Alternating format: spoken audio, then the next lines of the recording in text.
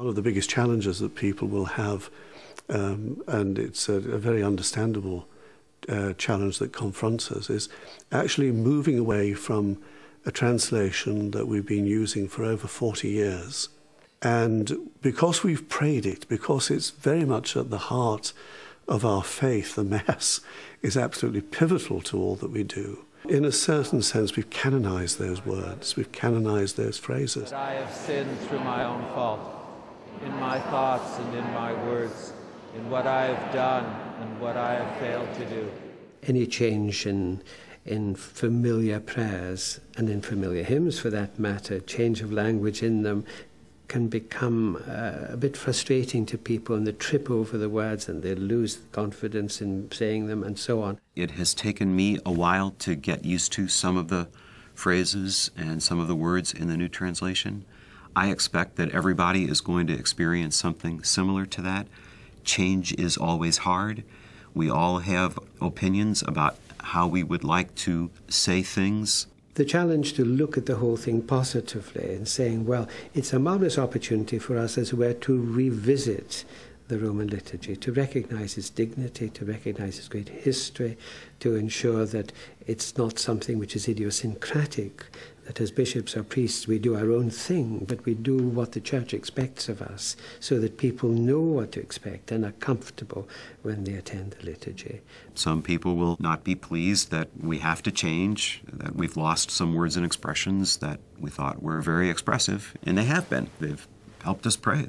On the whole, the initial reaction will be that they're a little more difficult to understand. These are very complex prayers.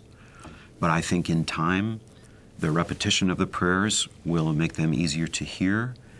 And because of the complexity and depth within them, they will reward study and meditation.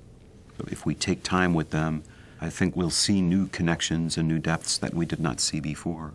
While this language is of a sacred character, it isn't archaic, so the English doesn't have these and thous, or terms which are so obsolete that no one will recognize or understand them, but it does have a dignity that reflects the rhythms of the original Latin texts, so that elevated register of language is once again evoked in our English translations. The pain in the neck part is that you're going to have to pray new elements to prayers. You're going to have a text in front of you for a while till you learn them. This is not the first time we've done that, and it happens much more readily than most people think of. One of the challenges of responding to the new texts has to be the admission that text itself seems to be receding in the experience of most people. And I think familiarity with text is not such a common feature of life now.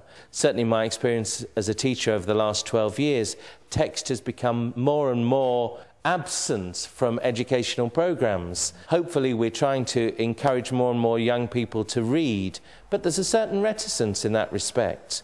I think in the process of recovering a sense of respect for our liturgical texts, we will in some senses address the fact that text is an important element in human life in the broadest sense.